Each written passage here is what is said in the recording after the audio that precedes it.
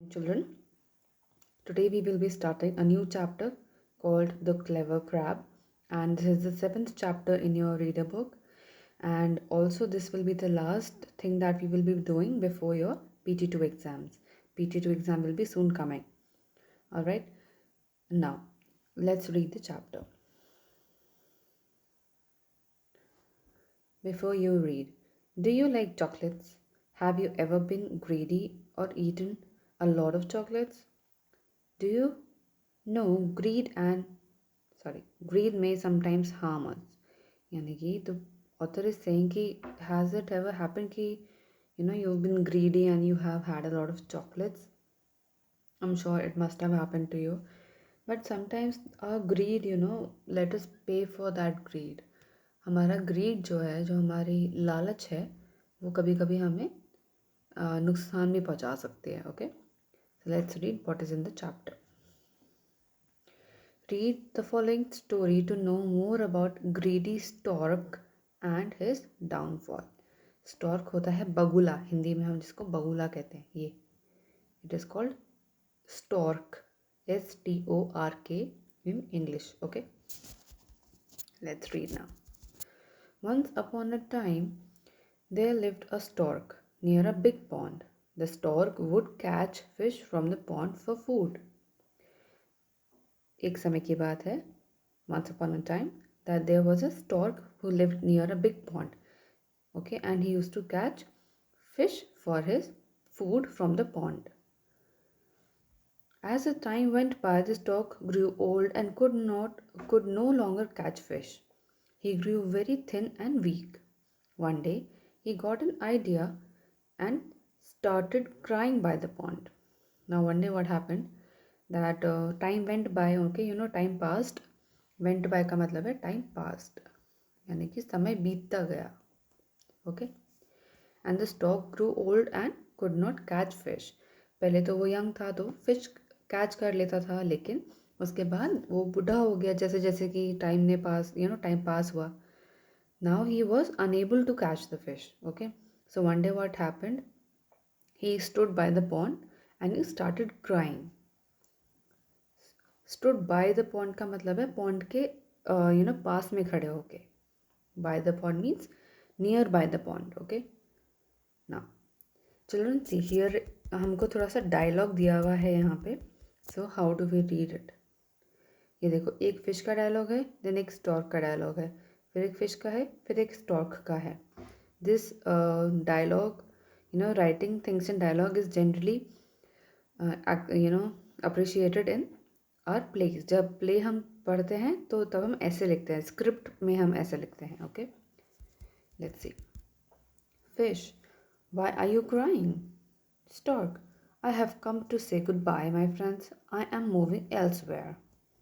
Fish, why? What is the matter? Stork, my friends have just told me that this year there will be no rains and this pond will soon dry up. Now, जब वो रोने लगा, when the stork started to cry, a fish came and asked him that why are you crying? So stork said that I have just come to say goodbye to all my friends here as I am moving elsewhere. Elsewhere means somewhere else. उसको हम elsewhere भी कहते हैं.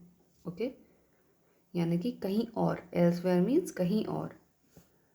So the fish says कि but why? What is the matter? Why are you trying, why are you shifting somewhere else? So the stork says that his friend, stork's friend has told him that this year there will be no rain. No rains means no water in the pond and the pond will soon dry up, as in वो pond जल्दी ही सूखा पड़ने वाला है. Okay, let's see the next page now. Fish together.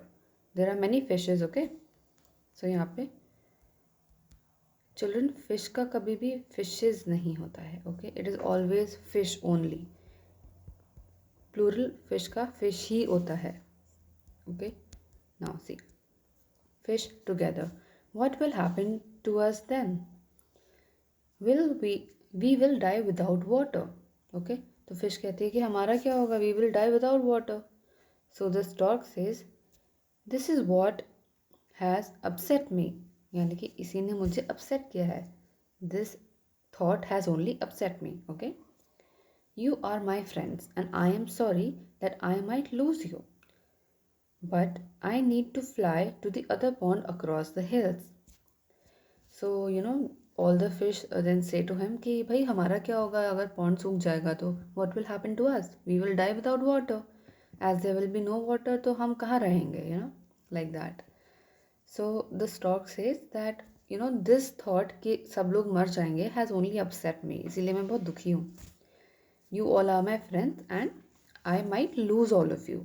इसीलिए I will be flying to the other pond across the hills. Across का मतलब होता है जैसे ये हिल्स हैं तो अक्रॉस मीन्स उसके क्रॉस. यहाँ पे अगर वो पॉन्ड है जहाँ पे ये सब लोग अभी रह रहे हैं तो वो इस पॉन्ड में शिफ्ट होने वाला है. Okay, that means across the हिल.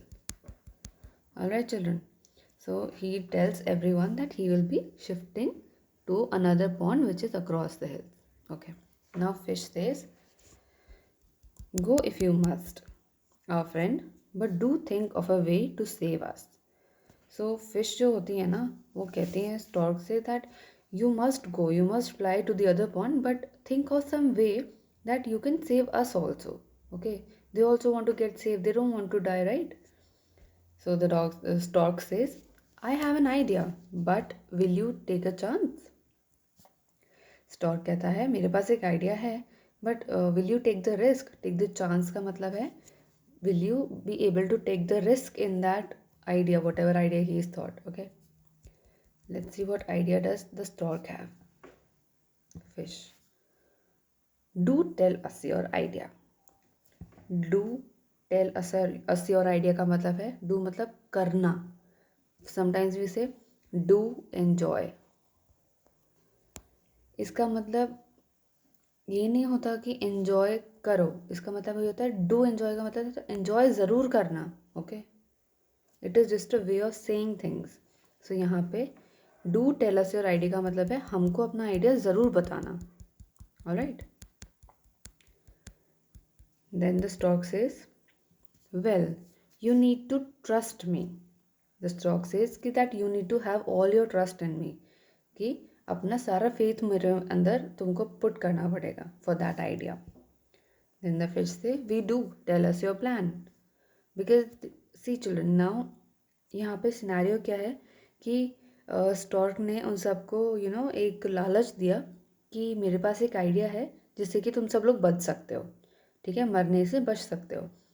अब because nobody wants to die तो फिश जो है ना अपना सारा ट्रस्ट स्टॉर्क के अंदर पुट कर रहे हैं कि that they are having full faith कि स्टॉर्क जो भी कहेगा वो सही होगा और वो अच्छा प्लान होगा. ओके, लेट्स सी क्या होता है आगे.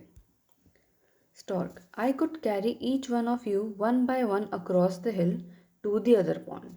स्टॉर्क कहता है कि मैं तुम सबको एक एक करके वन बाय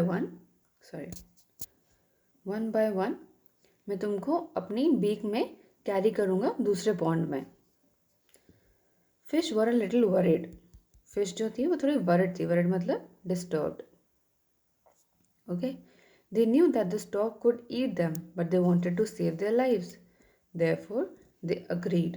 नाउ फिश को पता था कि स्टॉर्क जो है वो फिश ही खाता है अपने जीने के लिए, इसीलिए वो थोड़ी घबराई हुई थी. लेकिन because they wanted to live they agreed to the idea which stork gave. Okay, there was also a witty crab who lived in the pond but he did not trust the stork.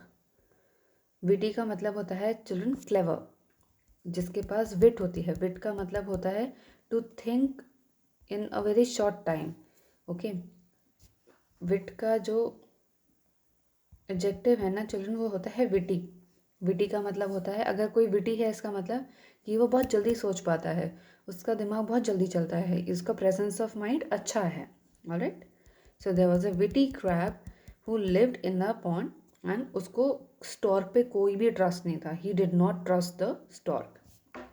Then the crab says listen fish, the stork may not be telling the truth. Let us stay here and see whether the pond actually starts drying up. तो अभी see drying of the pond is a slow process, right? It cannot dry up in one day. The pond cannot dry up in one day. So the crab said we should stay here only and we should wait for this pond to start drying up. Okay, we should see if the stork is actually telling the truth or he is just lying. We should see to that and then we should decide about anything. We will be doing only till here children. आज हम यहीं तक करेंगे and we will be doing one exercise. Next class में हम पता चलेगा हमें कि फिश के साथ क्या हुआ एंड क्रैब ने क्या किया. Alright, let's see the exercise. We will be doing the language structure today. Synonyms. Synonym children हमने बहुत बारी किया है. सिनोनिम मैंने आपको बहुत बारी एक्सप्लेन किया है. Once more I will tell you and exercise आप अपने आप खुद करेंगे. ओके, सिनोनिम का मतलब होता है same, same meaning. Words which have same meaning, syno, syno. सिनो से आप सेम याद रखिएगा. ओके, सिनोनिम का मतलब होता है words which have same meaning. तो यहाँ पे सिनोनिम्स लिखा है, इसका मतलब आपको इन वर्ड्स के सिनोनिम्स फाइंड करने हैं. लेट्स सी क्वेश्चन क्या कहता है.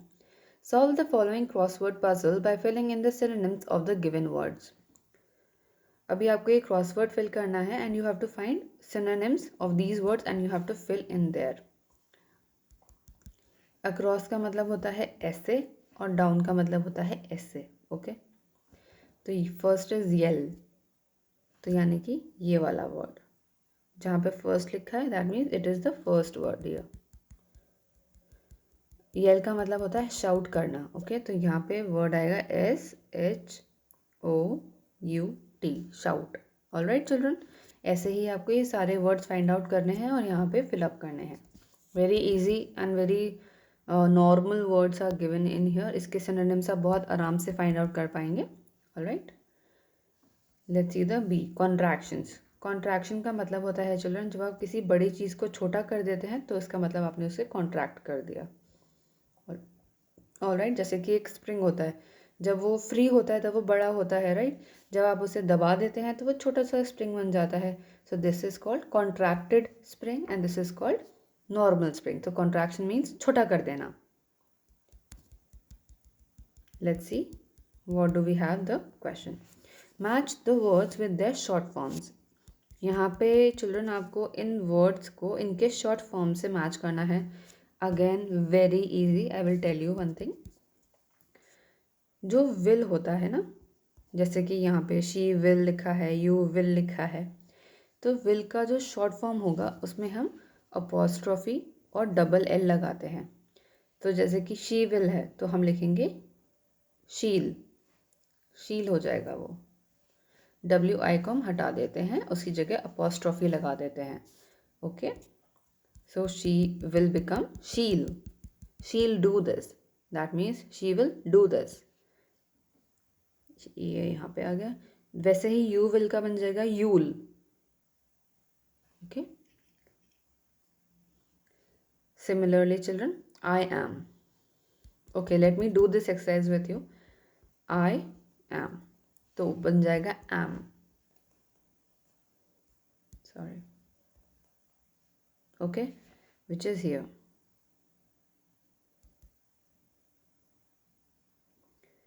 इज नॉट का बन जाएगा इजंट. ठीक है, NISNO हट जाएगा, ओ की जगह अपॉस्ट्रोफी आ जाएगा.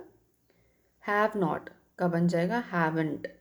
ओके, नॉट में से जब हमें नॉट का कॉन्ट्रैक्शन करना होता है तो ये ओ हट के हम अपॉस्ट्रोफी लगा देते हैं N और T के बीच में एंड वो वर्ड प्रीफिक्स कर देते हैं जो भी पहले लगा होता है. जैसे कि हैव नॉट में देखो हैवंट आ गया एंड कैन नॉट में कांट आ गया. ठीक है, so this is how we make contractions. Again very easy, हम लोग जनरली यूज़ करते हैं but we never knew the rules. Today I have told you the rules also, so you will do it similar way. And that's it for today children. Thank you so much.